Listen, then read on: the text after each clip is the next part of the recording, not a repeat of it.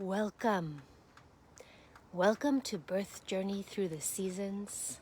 I'm Mika Rock, Montreal birth doula and hypnobirthing childbirth educator. And I'm coming to you from Montreal streets here on New Year's Day. So Happy New Year, everyone. 2021 is here. And what a grand entry 2021 had for me this year. I ended up supporting a birth on December 31st, and then another family on January 1st, 2021. So 2 births helped me cross between 2020 and 21.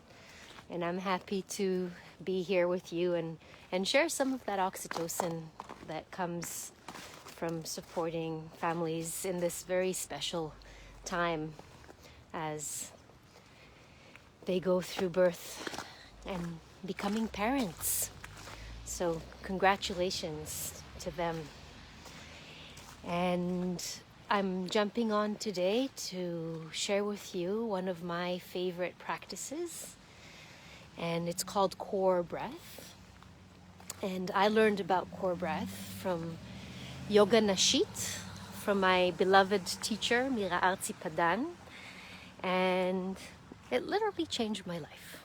So I'm ready to change yours if you're interested.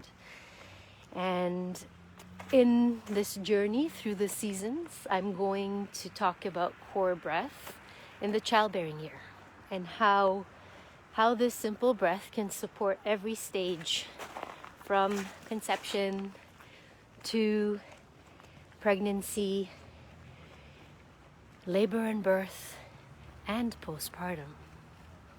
But before I talk a little more and even take a moment to teach you how to breathe the core breath, I want to acknowledge that it's really important when we're talking about the core, we're talking about the pelvic floor. And to support our pelvic floor health, one of the key recommendations that I can give you is to go to visit a pelvic floor physio. A pelvic floor physiotherapist. They are the experts, and they can let you know and help you get to know your body better and to understand what practices are going to be most beneficial for you. So even though core breath is fantastic as it really gets the full range of movement in the core, it's still very helpful to know your own body. And sometimes it's good to have that input from somebody who has that understanding of this part of our body that we can't really see, that plays such a big role in so many ways in our lives, in our sex life, every time we go to the bathroom, and especially when we're making babies, when we're bringing babies into the world. So here's my note about pelvic floor physios. So core and breath. We'll start with the core. When we're talking about the core, we're talking about the true core, or the core 4. And these are 4 groups of muscles. Some of them are groups and others are just one big muscle.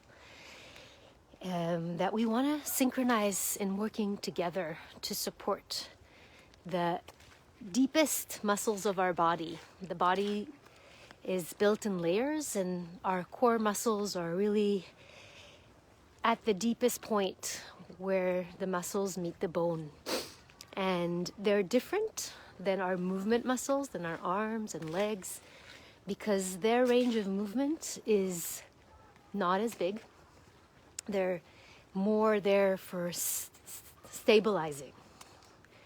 And then it just means that their range is smaller because their role is different. They create stability. So when we talk about the core 4, we're talking about pelvic floor muscles, the deep abdominal muscle, the TA, or the transverse abdominis, that is like a belt under our navel that goes from side to side. The breathing diaphragm, or the thoracic diaphragm, just below our lungs. and the multifidus, which are the core muscles of our spine. So just from that, I want you to start to imagine this connection between the pelvic floor and the crown of our head. So the tip of our head that helps us find alignment.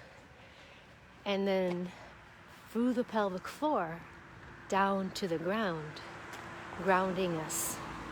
Through this breath, we connect the ground and the sky. The earth and the sky. And one of the things I want you to start to imagine is how our pelvic floor is like a diaphragm. It's a trampoline, really, in an image. That can be really helpful to use the trampoline as an image for the pelvic floor. And then our breathing diaphragm, the thoracic diaphragm, is also a diaphragm, as I just mentioned. And we want to, through this breath, synchronize between the diaphragms. So when we talk about breath, breath has been studied and practiced through yoga for thousands of years. Pranayama is a practice, you can say, control of breath, but also breath awareness and relationship with our breath. And when we're breathing through the center of our bodies, we're connecting with our inner core, or you can also connect with your true self, or with the deepest muscles in our body that create inner stability, not just physically, but also mentally and emotionally. And I want you to take a moment, and this is only if you're not driving, and you're sitting or lying down or even standing, but in a space where you feel safe. But if you would close your eyes, then you would be safe. And as you do that, I want to recommend that you just take a moment to notice your breath, just the way it is. Just breathing in and out.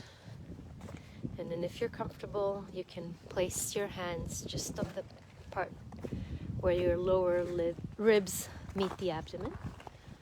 And just breathe into that space. And I want you to start to notice, as you take in air, what happens to the breathing diaphragm as you inhale? Where does it move? Just explore, just notice.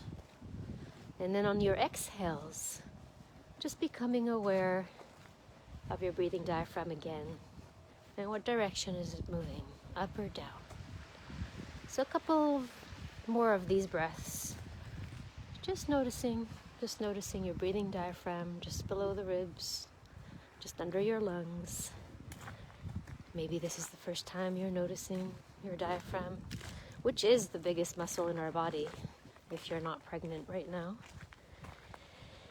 And note for yourself in this exploration, where is the diaphragm moving? Before I answer, I'll give you a moment to just notice.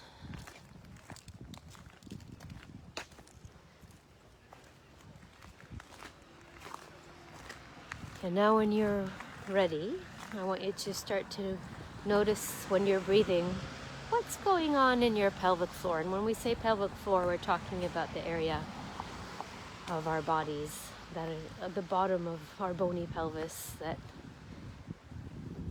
have three, if you're female, 3 sphincters, if you're male 2, and it keeps all our organs in place. And it's like a diamond shape connecting between the pubic joint in the front, sacrum in the back.